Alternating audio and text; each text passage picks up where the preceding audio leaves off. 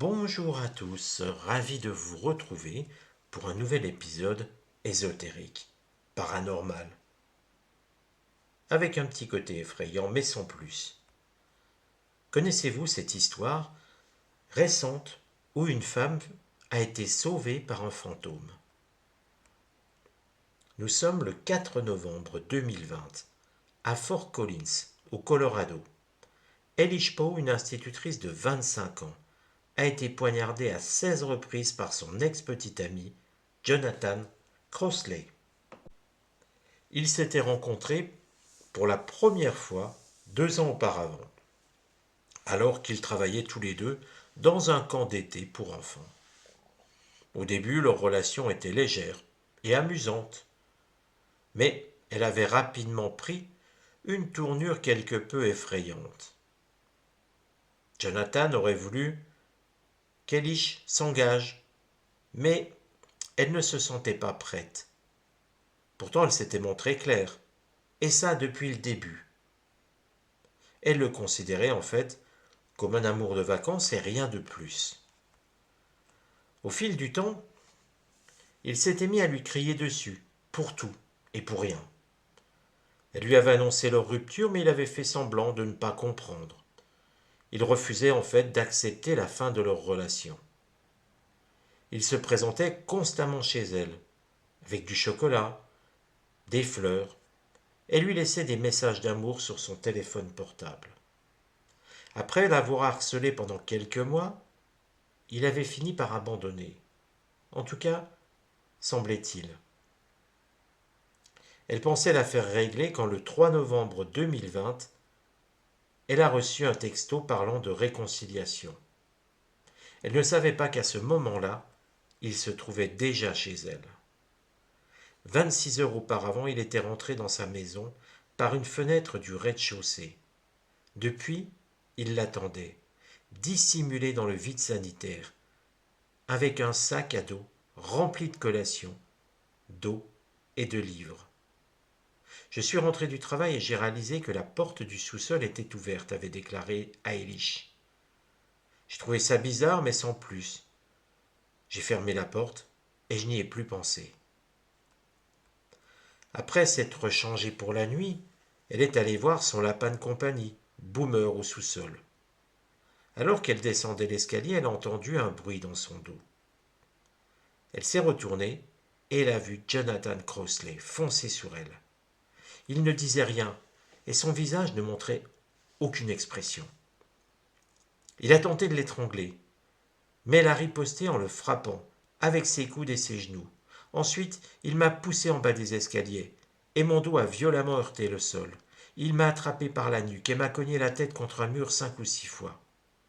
Après cela, il a sorti un couteau, comme un couteau de cuisine normal, avec une lame de 10 centimètres de long, et il m'a maîtrisé. À ce moment-là, le temps a paru se ralentir. Elish l'a supplié d'arrêter de le frapper, mais en vain. J'ai essayé d'entrer dans sa tête. J'étais très précise dans ce que je disais. Je l'ai appelé par son prénom, mais il semblait tellement détaché. Terrifiée, elle en a conclu qu'elle allait devoir le tuer. Elle a tenté de lui prendre le couteau, mais la lame lui a tranché la main, jusqu'à l'os. Elle a alors changé de tactique. Elle a essayé de passer des appels d'urgence en utilisant Siri et Amazon Echo, mais sans plus de succès. Amazon Echo, pour ceux qui ne le savent pas, c'est un assistant vocal. L'idée lui est alors venue de feindre la mort. Allongée sur le dos, elle a laissé ses bras retomber le long de son corps. Et là, Jonathan l'a poignardée une dernière fois. C'était le coup le plus profond que Elish a reçu, directement sous sa clavicule droite. En fait, Jonathan a fini par lui perforer le poumon, comme Elish a pu le découvrir ensuite. Aussi vite qu'il a commencé, il s'est arrêté. Il me regardait toujours à genoux. Le temps s'écoulait, semble-t-il, bizarrement. Et Eilish a eu l'impression qu'il était resté immobile pendant 5 ou 6 minutes. Mais de manière plus réaliste, probablement qu'il l'a regardée pendant quelques secondes, mais pas plus d'une minute. Les yeux légèrement entr'ouverts, elle l'a vu passer la porte. Après son départ, elle a sangloté pendant plusieurs minutes sans oser bouger. Finalement, comme il ne revenait pas, elle a commencé à chercher son téléphone. Mais elle a réalisé que son bras gauche ne fonctionnait plus et qu'elle pouvait uniquement se servir des doigts de sa main droite. Ses chances de survie s'éloignaient. Elle le savait très bien. Se sentant à l'article de la mort, elle s'est rallongée et des choses étranges ont commencé à se produire. Une myriade de personnes sont brusquement apparues dans l'embrasure de la porte, près de l'endroit où elle gisait dans une mare de sang. Parmi eux se trouvaient les fantômes de 3 de ses proches. Sa grand-mère paternelle se tenait juste là. Elle se tenait là et souriait bizarrement. Elle ne m'a pas fait signe ou quoi que ce soit du même genre. Non. Elle était restée debout juste là, si clairement, et puis elle n'y était plus. Elle était juste partie. Eilish ne comprenait plus ce qui se passait. Et elle se sentait mourir. Mourir et presque basculer dans une forme de folie.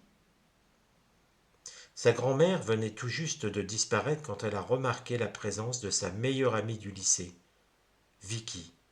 Elle était juste là, elle aussi, et comme Janie, elle avait ce sourire réconfortant sur son visage. Je me sentais tellement heureuse de la voir, parce qu'elle s'était suicidée en février 2020. 3 ans plus tard, je suis toujours en deuil pour elle. Mais c'était comme du temps bonus, même si ça n'a duré que 5 secondes, ou peu importe le temps finalement, de la voir et d'être à nouveau près d'elle. Le troisième fantôme, cependant, était moins réconfortant. Alyssa Burkett, 32 ans, avait été assassinée par son ex-petite amie. Il l'avait poignardée et tuée en plein jour 1 mois auparavant. Quand je l'ai vue, je n'ai ressenti aucun réconfort. J'ai juste ressenti un sentiment écrasant d'urgence. Elle était là pour une raison. Elle était là pour me sortir d'où j'étais. Les 2 autres souriaient et étaient heureuses. Mais quand j'ai vu Alyssa, ses yeux étaient comme exorbités, hors de sa tête. Elle avait l'air frénétique, désaxée. C'était urgent. Alyssa a commencé à pousser de l'air de ses mains, et j'ai eu l'impression que son énergie me traversait. Elle m'a littéralement tiré vers le haut, et je me suis retrouvé assise sur mes fesses.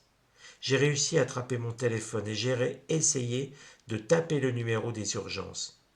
Mes doigts étaient tellement trempés de sang que je ne pouvais rien taper. Le téléphone ne sentait pas mon toucher sur l'écran.